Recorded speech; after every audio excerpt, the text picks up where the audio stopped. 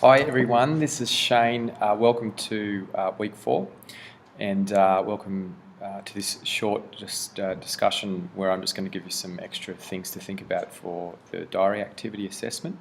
So first of all, section 1, you've got to identify 4 medium to high involvement product choices, such as a car, computer, and it could even be a pair of jeans, for example. When you look at the concept of consumer risk, you realise that it doesn't necessarily always have to be a high financial risk attached to call it high involvement. It may be a high social risk.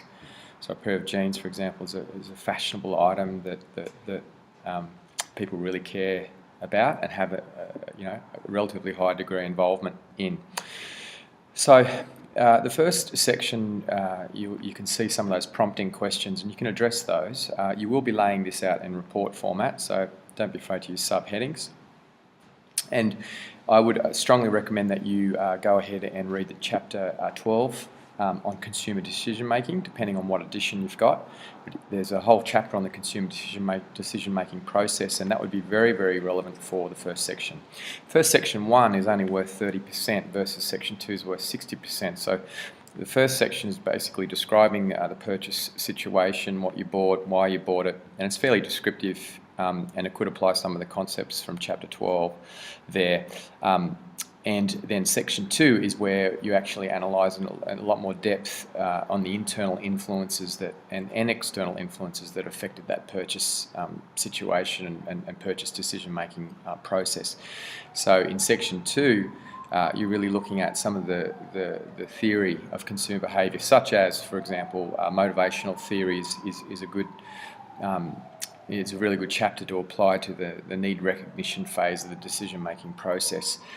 Consumer learning and perception theory is excellent to apply to the information gathering process and even the evaluation process. Attitudes, personality, and some of the external influences such as the social influences and cultural influences that may have affected your purchase are all worthy of considering. There is a lot of theory in consumer behaviour, that's for sure. So just choose the theory and the frameworks that you think are most applicable to your situation, that you resonate with and that you feel that you can apply.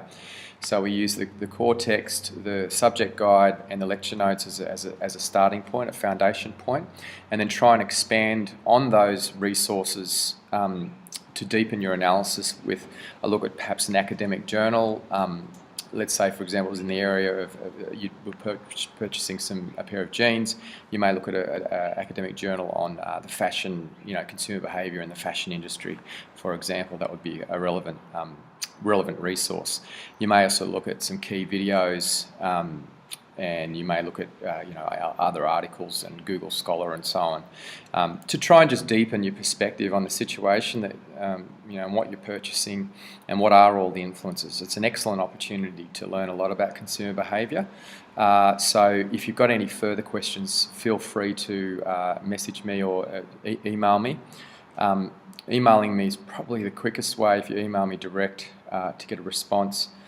And yeah, look, have a great week and good luck with starting to reflect and think about you as a consumer behaviour. And I really look forward to reading your assessments as they come in. So we'll talk more. The last thing is I'm going to be setting up the Collaborate session, which is an interactive classroom session.